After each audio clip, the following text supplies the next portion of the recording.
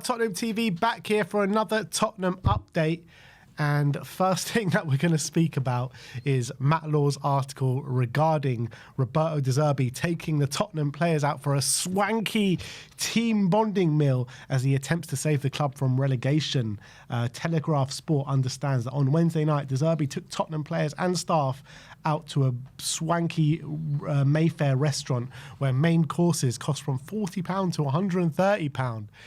The meal was designed to bring players closer together and ease the stress of the relegation battle. Sources believe that De Zerbi wants his players to talk more and form a stronger bond for the final 6 games of the season. De Zerbi is said to have organised the meal himself following the defeat to Sunderland on the weekend in his first game in charge, which prompted the Italians to reveal changing the mentality of his Spurs players is his biggest challenge. You know what Grandma used to say? You can't survive relegation on an empty stomach. That's exactly what she said. Yeah. But do you reckon he said he could only have the £40 meals? You can't go up to the £130 meal. If Levy was in charge, only starters, right? Only doing starters today. No drinks, only tap water. It's important to note, this is our second team bonding meal that's been publicised in the last few months. Igor Tudor, when he arrived, did a team bonding meal, which there was pictures of. Not sure if it was as swanky as this one. Maybe it was more swanky. I don't even know. I mean, apparently, Igor Tudor just took them to the local spoons. Exactly. I mean, took them to the bricklayers.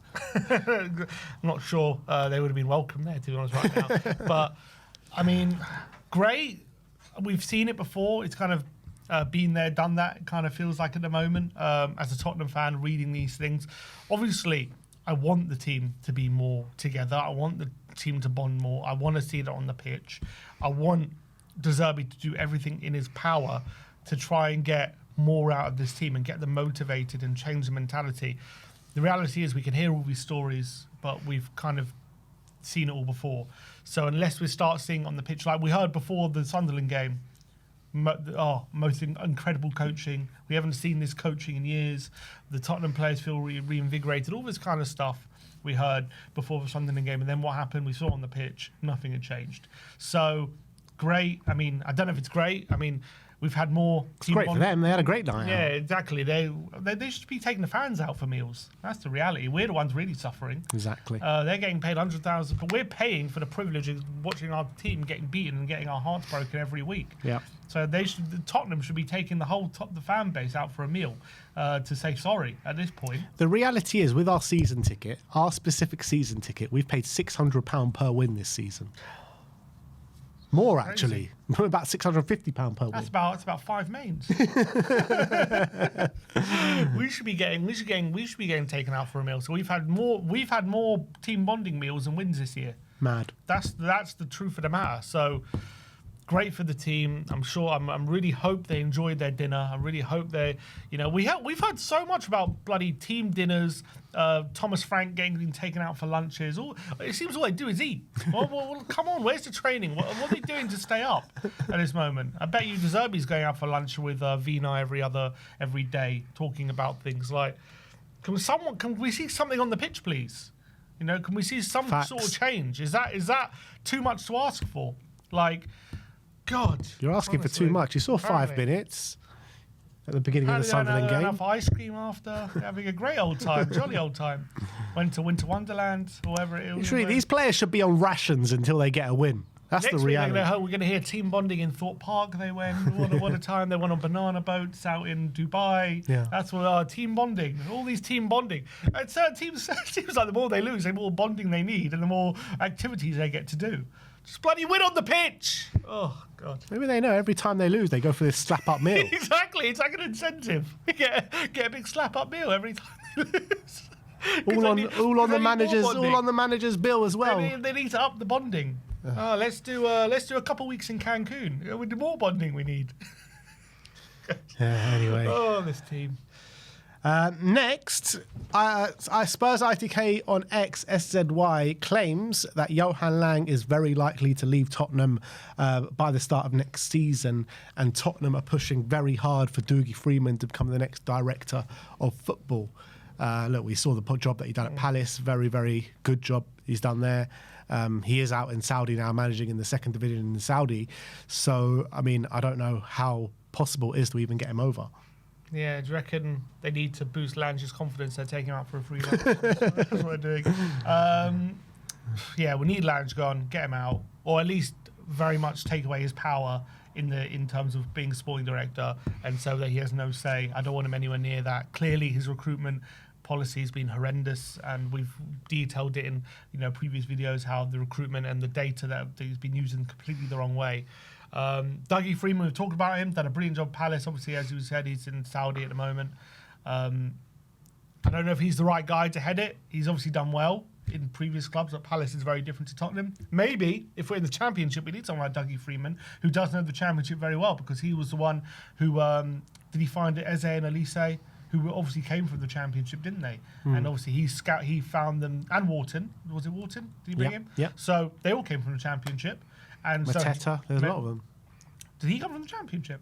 No. Oh, no. I'm talking about what I'm saying. If we are in the Championship, he understands what good Championship players will make good Premier League players.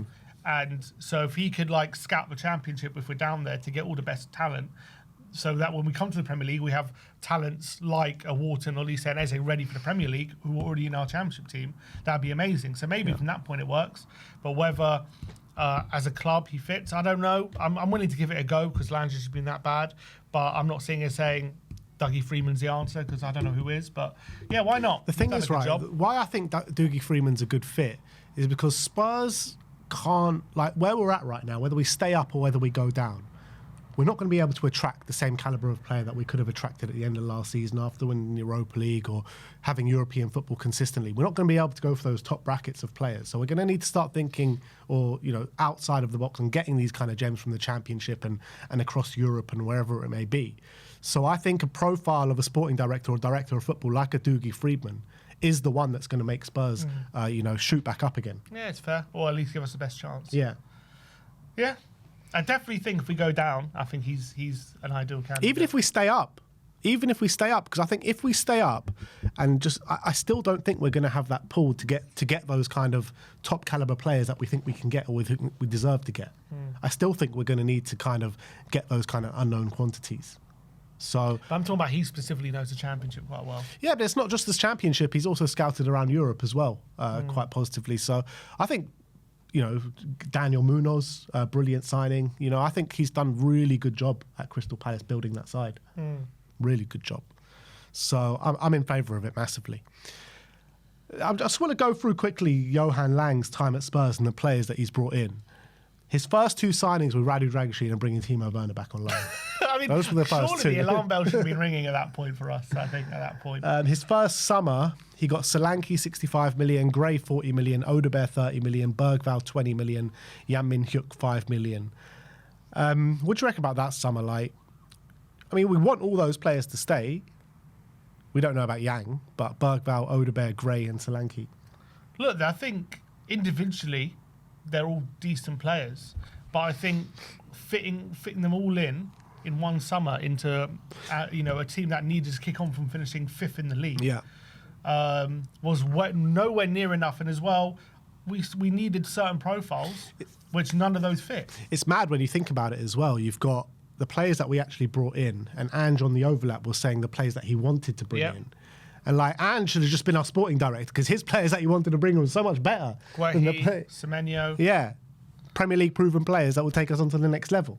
Instead, we went for teenagers. Exactly. And I think, Gray, Bergvall could definitely, and Odebear as well. They could all turn into good players. They could all turn into very good players. And I think within their own right, they're decent, but they're not, for sure, at the point where we were then, were they ready to kick us on from being 5th in the league? Yeah. Absolutely no way. And then obviously you add into that all the injuries that we had and whatever. And then when it comes to Solanke, I think there was logic to it. I think Solanke, I don't hate Solanke, but the reality is he hasn't replaced the goals of any sort of goal scoring that we've hoped he could. I think he does definitely add to the team. I mean, recently we haven't seen it, but I think his general play definitely adds to the team. But the reality is, when Son went, or when Son was definitely declining at that point, we just didn't have goals in the team, and Solanke just didn't. I know he got 19 the season before that, but he hasn't provided the level of goals, and maybe it's just a lack of service he's getting, which is why when they're getting the goals, and we didn't go in about improving that. We should have been thinking about Son's long-term successor. We should have been thinking about signing a right winger to upgrade on Brennan Johnson. And getting more goals from the wide areas. We should have been thinking about getting more passes in the middle of the park to facilitate the team getting further up the pitch more consistently and more incisively. And we did none of that. And the injuries kicked in. We lost very crucial players. And then the squad couldn't cope, because if we had signed other higher quality players to shoulder the burden of when we had injuries rather than teenagers, we might have had a different kind of season. And we didn't. Then we got Kinski, Tell, and Danso both on loan in the winter. When you're thinking about Spurs need actually ready-made players because we've signed too many teenagers, we've signed another teenager, and Kevin Danso, who we did need at that time. Then we on to signing Tell permanently. Danso's a fine squad player, no problem. Kinski is an okay backup, but he had to step in, and then he had one good game and then kind of struggled. Yeah. Again, it's not the best window, is it? Yeah. And then in the summer, obviously, last summer was Javi Simmons, Mohamed Kudus, Tell, Danso, permanent, Takai, Paulinia, Moani, and then Conor Gallagher and Souza in this January transfer. I mean, this January transfer was probably the worst one of the lot. I mean, that was just horrific. But, he tried to get more ready-made players in this summer window, but obviously what's happened this season has happened. But what stinks out to me pretty much in Johan Lange's tenure so far, for the most part, he's done nothing to actually help the here and now. Mm-hmm. That's the problem with Johan Lange. Like, we've needed players so desperately in so many different positions, like you've just mentioned. And more or less, like 60, 70% of our signings have all been young kids who can be good in the future. Yeah, and since he's come, we've had a clear deficiency in a midfielder who's really good at passing the ball, and we haven't addressed it at all. Yeah. Every midfielder we've got, Gallagher, Paulinia, Gray, Bergerac, they're not passing midfielders. None of them. Yeah. And that's where we're left with. And what centre-backs have we signed? Danso and Dragoshin, that's what we've signed since he's come in. Yeah. I mean, they're nowhere near Van der Ven and Romero, in my opinion. Yeah. Like, the whole... And what wingers have we actually signed? Odebear and Tell. Tell, yeah, that's it. That's it. We're even though knowing... And we first signed Kudus, to be fair. Just signed Kudus, who obviously got injured. But knowing Son... is not getting any younger. We needed a right winger. So we took a while. We needed a right and a left winger. Kudus is fine. I'm happy with Kudus. But, like, if you knew Son was going, the only left winger we've signed is Tell, which is ridiculous to replace Son with. Yeah, agreed.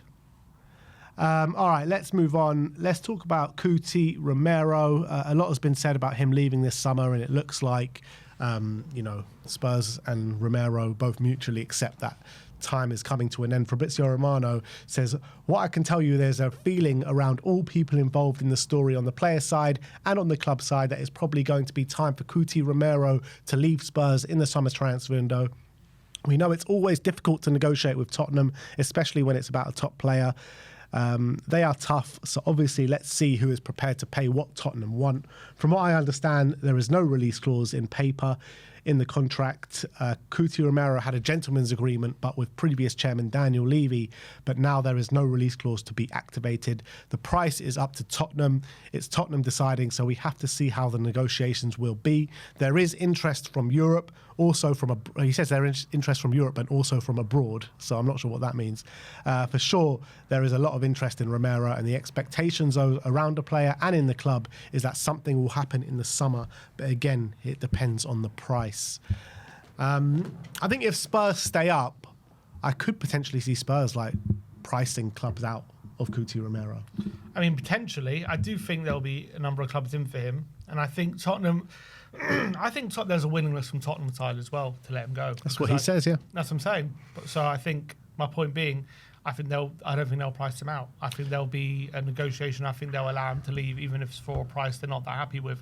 Like, I don't think it'll be a super low, but I think, I think in a perfect world, you want at least 65, 70 million for him. But like and I don't think we're going to get that. We heard last summer that Atletico were only willing to go up to like 30 million or something like that. Yeah. Like Spurs are never going to accept something like that. Yeah, but maybe they'll go to 45, 50, something like that, and then that'll be acceptable. Even though it's, in the perfect world, that's not really a price we want them to go for, but that might be the price that we're willing to accept in this situation. I think the hierarchy probably see him as a headache they don't need because he keeps speaking out. That's the main thing for me, why I think the hierarchy will let him go. Obviously, they tried so hard to keep him last season and got him to sign that contract. But unfortunately, due to how we're run and how his the season he's had as well, it's kind of got we onto a situation where both parties want to split, unfortunately, and I don't like it. I wish we were in a situation where we would want to keep him and he'd want to stay, and we would be, I think, better off for it. We would be with the better Romero, we'd be better off for it. But unfortunately, because we're just so badly run, and he's getting disgruntled, and understandably, he's disillusioned with how the whole fan base is disillusioned with how the club has gone. But that's also borne out in his performances. And so that's led to a lot of people getting disgruntled with him anyway from the fan base. So no one's really happy with the situation. A lot of the fans are not happy with his performances. He's not happy with how the club's run. The club aren't happy that he's been speaking out. So it makes sense. I think we are going to go our separate ways. And I think Where they'll do you find think a deal. he kind of like ends up, Cristian Romero? Will it be in Atletico? Are they willing to pay the money that Spurs want? Because I think Spurs will want money back in the absolute minimum. And obviously they'll probably prefer more. Could he stay in the Premier League? There would be top Premier League clubs looking for centre-backs this summer. I think we'll try not to. I think, you know what, especially if we get relegated, I think we'd be open to selling him into the Premier League, I think, because they're not going to be our direct rivals next season. Yeah, and also they're going to pay the biggest money. Yeah, so I actually could see a team in maybe a Liverpool or something like going for him. It got confirmed today that Van Dijk's staying until the end of his contract and he's going to leave. Go for him. Could City go for him? Yeah, I think they could. I wouldn't be surprised if we sell to City if they go for him. But I think if we stay up, we're going to try to sell him abroad for sure. And I think Spain. I think it's written for Madrid. It's somewhere in Madrid. I don't know where. I think probably Atletico. But I think that's probably where he ends up. I think with Real, obviously they've pretty much won no trophies now for 2 years. You're looking at it. They have to go big this summer. They have to. Rudiger's not getting any younger. Yeah, their defense ain't great. They got Militao, who's always injured, and so they leave someone Heisen, who's very good, and they could do with another one, couldn't they? I think Real Madrid are going to spend a lot of money this summer, so that could be a decent option. Anyway, let's move on from Cristian Romero and let's talk about Deki. Dejan Kulusevski will remain at Tottenham next season, even if they get relegated, believes Italian journalist Gianluca Di Marzio. Kulusevski is yet to play a minute of football this season, and it is believed that he still has something to give for Tottenham, regardless of what division they're playing in. And I think this makes total sense, because when you've been out for so long, it's going to be hard for a team to even take a punt on him anyway. So he's got to get match fit, and maybe if he goes to the World Cup and proves himself, maybe the story can change a little bit. But I think it's going to be hard for him to even get to the World Cup. So, yeah, I think I don't doubt that Deki's going to stay even in the Championship. Yeah, I agree. That makes complete sense to me. He's had a very serious, potentially career-ending injury. We'll have to wait and see how it all pans out, but it's been a very complicated recovery for him. And I think hopefully he's back soon. And if he does come back, I think coming back out of the limelight a bit, taking a bit of time to build his fitness and get back to his best, I think that's the best course of action for him. And then, hopefully, if we do go back up in the year, if we get relegated, and he's had that year to kind of really get himself back to his best, and then he can show his best self back in the Premier League at Spurs. And I think everyone is better off for it. And I think being maybe at a lower level as well with handling your recovery, give him that little bit of confidence boost. I think that'll help him as well. So I think that makes sense. I think him and Maddison, I think both of them stay if we go down. Yeah, I got a feeling Maddison might go. Just, I think if he can get back in last couple of games of the season, I think there'll be clubs willing to take Maddison. But I think Kulusevski's injury has just been such a strange injury. Clubs know how to deal with ACLs now, and you never know what you're going to be like when you get back. Fine, but I still think that Maddison, at the age that he's in as well, I think he'll want to stay in the Premier League. I think he'll want to, but I don't think. I think he'll stay. I think they'll both stay because they've both had very serious injuries. It makes sense for both of them to stay. Yeah, it does make sense. with Maddison, it even could be like a loan move back to the Premier League or something for a year, and someone take a punt on him that way. But let's finish off with some quotes from Destiny Udogi. So he says, talking about the game this weekend, it's like a final for us. We know if we want the chance to stay up, we have to start from now. It's going to be a really important game, and I'm sure we're going to give our best. I know the fans will be absolutely massive because they have been there throughout the season, and they'll continue to be there, of course. The fans have been really important for us because home and away, they always follow us and support us. I think the way they push us every time has been really helpful, and hopefully on Saturday we can create a really big atmosphere. Just keep believing in us. We know it's a tough situation, but we, the club, we know we can turn things around. We just need to keep believing. He goes on, he says the fans have been really helpful for us. I mean, it doesn't seem like it because they lose every game. Nothing seems to have helped at the moment. Helpful in what way? To help you keep losing? I don't really know. Look, obviously these players have to do media. They've got to sit down and talk to journalists, whatever, and they're going to have to say something, don't they? And that's whether they believe it or not doesn't really matter. They just got to say something. They're not going to sit there and say, "Yeah, it's over for us. We're going down. We haven't won in 2026." And they're going to say, "Let's block out the noise. Keep believing. We got it in us." And maybe they do believe it, but the reality is, we've heard so much talk over this this season. You know, I just saw a social media post from the official Spurs saying, "Oh, you know, back to work," and it's the training. And I was like, I just had enough of it. How many Every times week is the same. Every week is the same. Like, every week another player comes out. Last week it was Romero. Yeah, no, I don't think it's a player coming out. I think obviously they got broadcast rights. Yeah, I know, but they say the same things is what I'm saying, and it's like, it's just draining. Like, they're contracted to say something, so then they're talking, and then they're saying, "Yeah, we'll keep believing, and we're going to get the fans on side, blah, blah, blah." And then nothing, come the weekend, nothing happened. So, look, I hope Doggy believes what he's saying, and I hope he's right. But this weekend will be different. I hope so.